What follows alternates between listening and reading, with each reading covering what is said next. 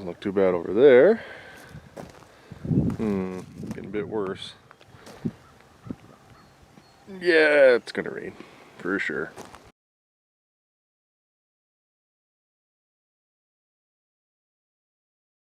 Good morning, guys. It is Thursday, July the 25th. Not a bad day today. It's a bit overcast right now, but looks like it's gonna rain. So I don't know. Rain again. It's like pretty well 3 days with at least some amount of rain. So hay production isn't really at an all-time high, but hopefully going forward here we get some good weather coming. We get some hay knocked down and tedded out and all that good stuff. So just playing a waiting game right now. That's about all that's going on. We are getting ready to spread manure. We got the pump set up yesterday, and just got to prime it today, which is always fun. Just got that hand primer on the pump that you gotta pump for 45 minutes before it starts working. Actually shouldn't be too bad because the pit's pretty well full, so shouldn't take too long. And yeah, then probably spread some manure. And yeah, because that doesn't matter if it rains or not, we can still spread. That don't make no difference. So anyway, we'll see what we can get up to here. He ran out of gas.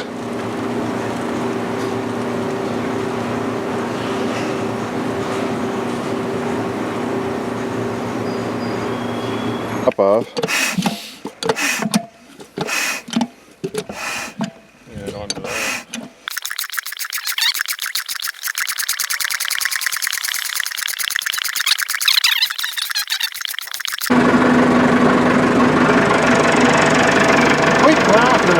Yeah. Shit eruption. Yeah, I got the worst of it though. That was on track. Yeah.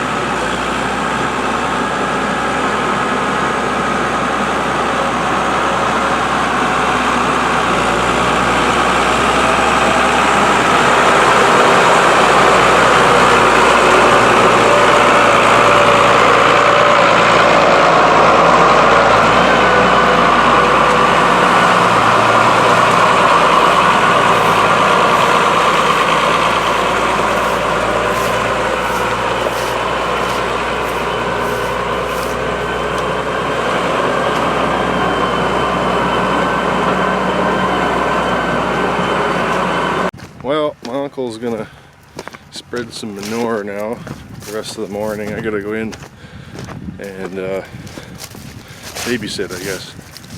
Kind of a shit schedule this week.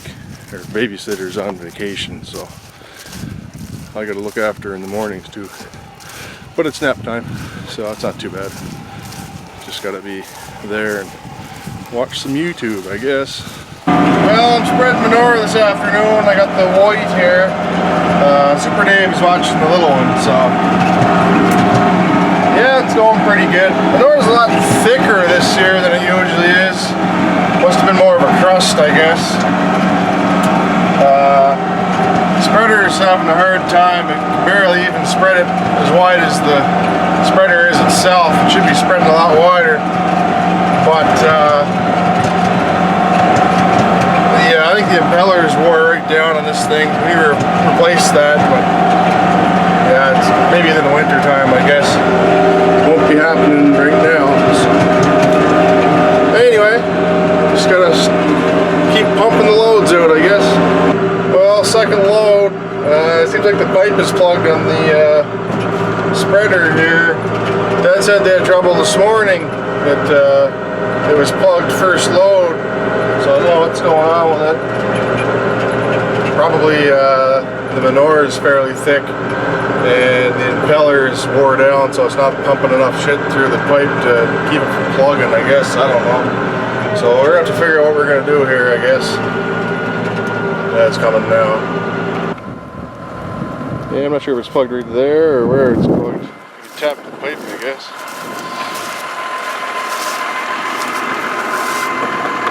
Yeah. I guess it doesn't really tell you much though that it's full anyway. I'm going to take that cover off, drain it out. That's what I did here this morning.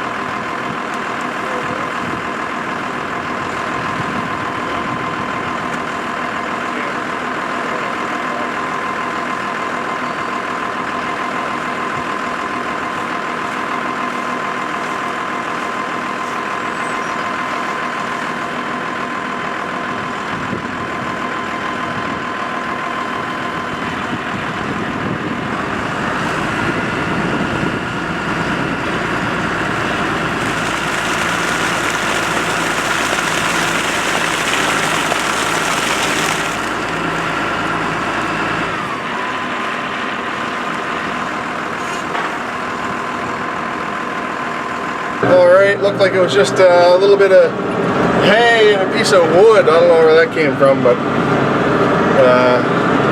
got it cleared out now. Super Dave just took a piece of plastic pipe and shoved it down through and cleared it out, so no big deal. Continue on and hopefully not have any more issues. I'm sure if the pump was working at its proper capacity that we wouldn't have as much trouble with that, but seems like it's being a bit of an ass egg, at least today anyway, so hopefully no more trouble like that. Last load of the day, guys. We got the 375 on the pump there. Usually you have the 4253 on it, but my uncle's got that right now. He's gone mowing. Should be getting near done, I would say. But anyway, 375 is on it. Anyway, last load for the day, and I think we got some viewer questions coming up here in a minute. But anyway, it's super warm out. It's must be pushing high 20s, I guess. Muggy too. It's right humid. Deer flies are outside. They're pretty hungry.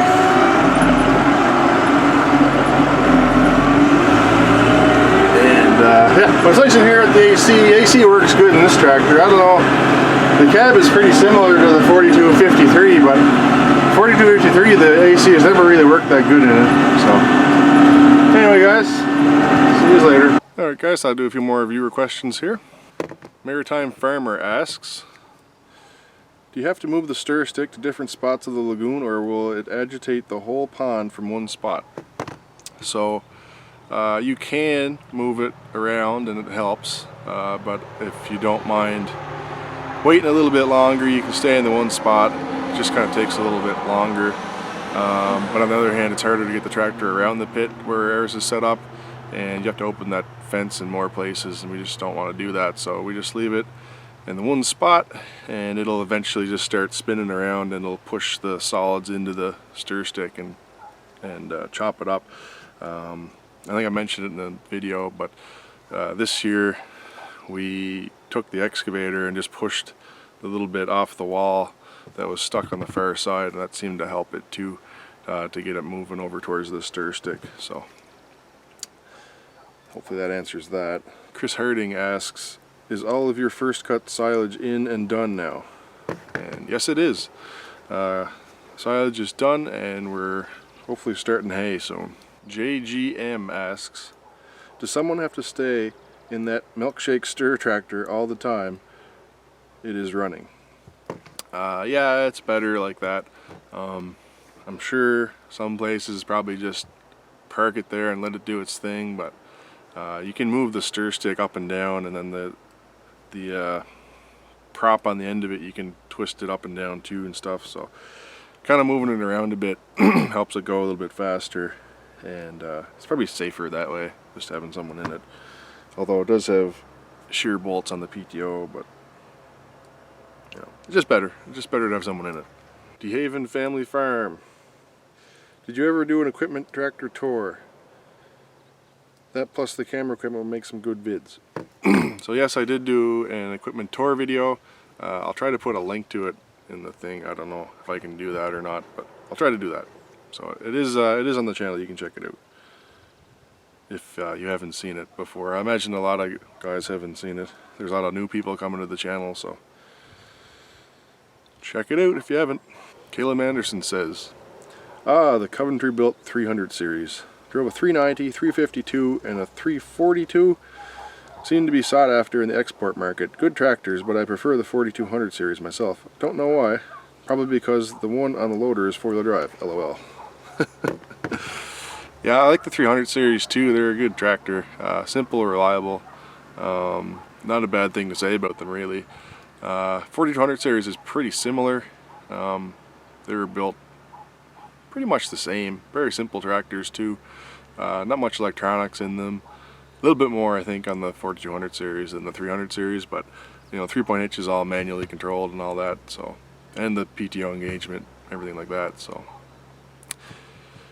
yeah, they're simple tractors. 4200 series is probably a little bit better or nicer. I don't know. Some people would argue that, I guess, but the cab was certainly nicer on the 4200 series, I would say, than the 300 series cabs. Although the 300 series have that nice classic Massey look to them, so I kind of like them for that, I guess.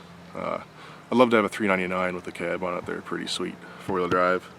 I think they had the 354 Perkins in them, and then later on they switched to the 6.0 liter, 6 liter, maybe, not sure. Anyway, both are great tractors. I have no complaints about them. 4300 series is pretty much the same as the 4200 series too.